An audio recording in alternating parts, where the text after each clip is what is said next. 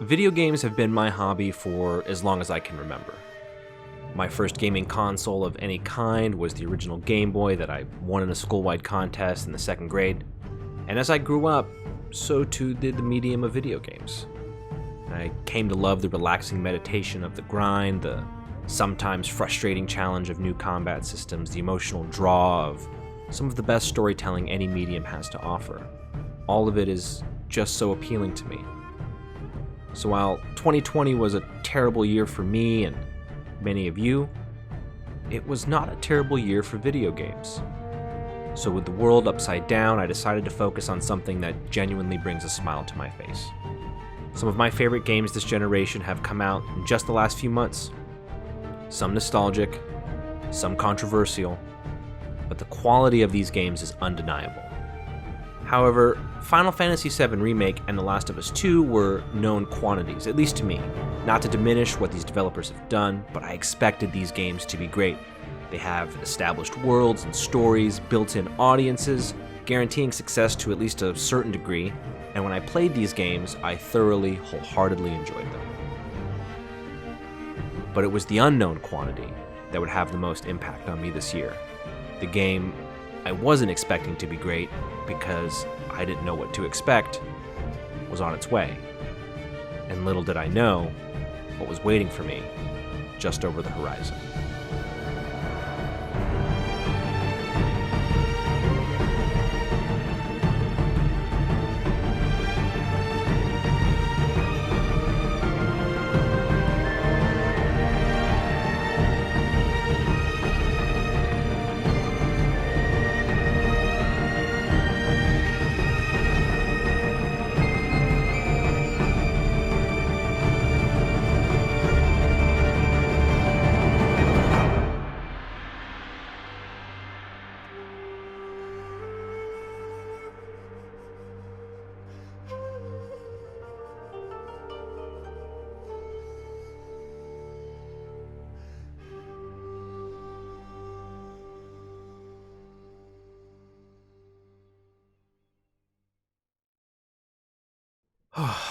Okay, where to start?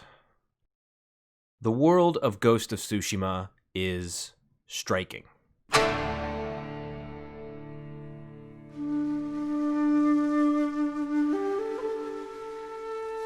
There isn't much I can say about this game that you can't already see. Every rich detail is alive with motion, color, and light. From its opening moments, this world grabs you and demands your attention. This is one of my favorite shots from Ghost of Tsushima. I'm about halfway through my playthrough and I had just traversed up a shrine and climbed to its highest peak.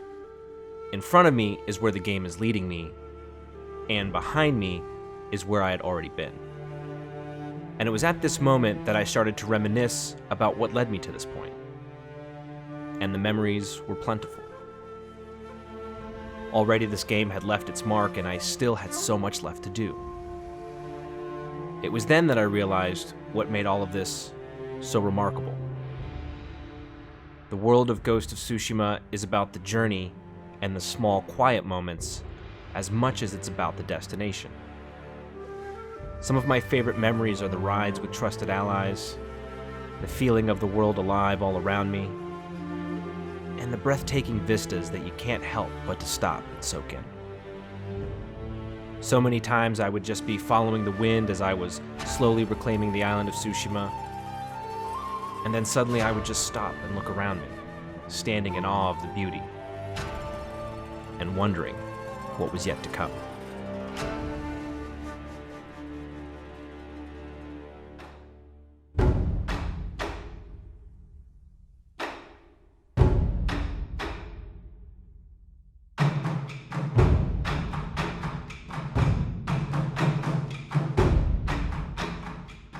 Combat in this game is a perfect balance of accessibility and challenge. A rhythmic dance of life and death that is an absolute pleasure to control. I never once got bored of happening upon a prisoner that needed freeing or a village that needed liberating. Over the course of the game, you're taught to switch between stances depending on the enemy in front of you, to time your dodges and parries, and to know when it's the perfect moment to land the killing strike. All the while never feeling overwhelmed as the game slowly adds more depth to your growing arsenal. In a medium flooded by third-person open-world games, this is now the new gold standard for how combat should feel in a game of this genre.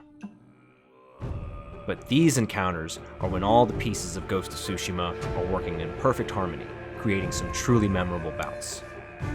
Whenever I was running around and I would see a dueling ring over the horizon, I would immediately sit up and get excited. There are about 24 or so of these encounters spread out all over the island, and they are absolutely my favorite part of combat.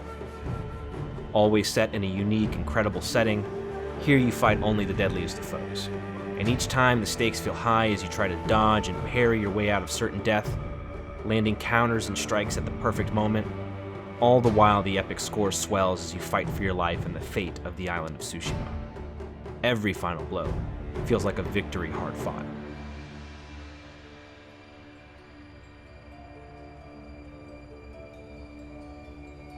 Jin Sakai prepared his entire life to become the man he thought he should be, only to find it wasn't enough. He struggles with the cost of honor and the realities of war.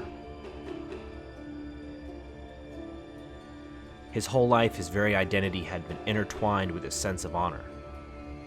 But to free his home, it will cost him everything he'd worked so hard to become. All the moments that made him the man he so desperately yearned to be. And so he's forced to choose. And at that crossroads, he doesn't hesitate. He will do anything to save his home,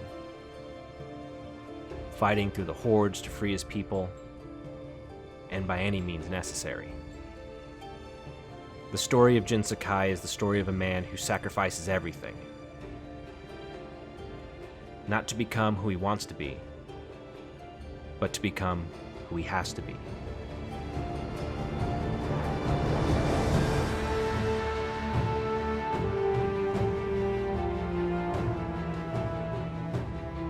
This is hands down one of the best games I've ever played.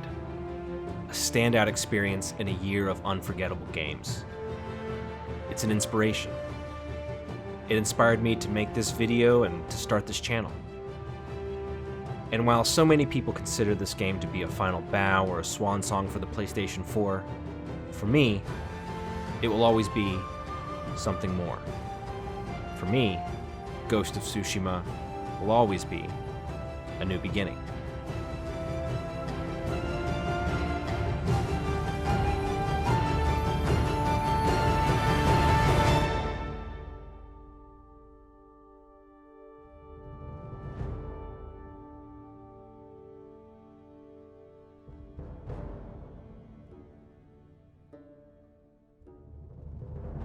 Hey guys, if you made it this far, I really appreciate that you watched my video.